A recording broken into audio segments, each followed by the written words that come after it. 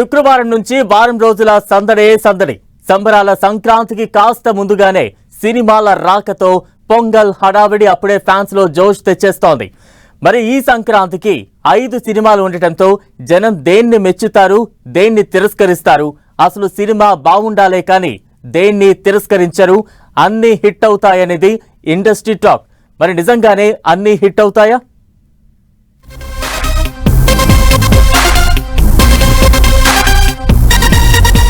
ఐదు సినిమాలు, టార్గెట్ 1500 కోట్లు.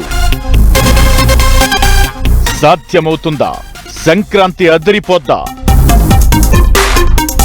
సినిమాలకు అసలైన సీజన్ అంటే సంక్రాంతనే చెప్పాలి.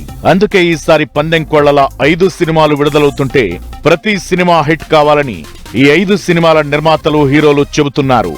మరి నిజంగా అలా జరగాలంటే ప్రతి సినిమా బావుండాలి, ప్రతి సినిమా ప్రేక్షకుడు చూడాలి. అది జరిగే పనేనా? మొదటి 10 రోజులు టికెట్ల రేట్లు గూబ గుయ్యమనేలా ఉంటే ఏదో 1-2 మాత్రమే ఫ్యామిలీ అంతా చూడగలరు, లేదంటే అది ఉండదు. దానికి తోడు పైరసీకి అలవాటు పడిన ప్రాణాలు ఓటీటీకి వస్తాయిలే అని వెయిట్ చేసే సహనజీవులు ఉండటంతో టాక్ ఏమాత్రం వీక్ గా ఉన్నా థియేటర్ల మొహమే జనం చూడటం లేదు.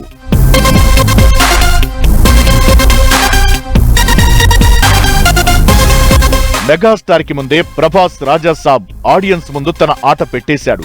ఈ సినిమా బిజినెస్ భారీగానే జరిగింది. వరల్డ్ వైడ్ 207 కోట్ల బిజినెస్ జరిగినట్లు టాక్ నడుస్తోంది. మరిది క్లీన్ హిట్ అనిపించుకోవాలంటే 209 కోట్ల షేర్ సాధించాలి. గ్రాస్ పరంగా చూస్తే 400 కోట్లు రాబట్టాలి. మెగాస్టార్ మనశంకర వరప్రసాద్ గారు సినిమాకి అన్ని రకాల బిజినెస్ లు కలిపి బ్రేక్ ఈవెన్ టార్గెట్ 240 కోట్లుగా చెబుతున్నారు.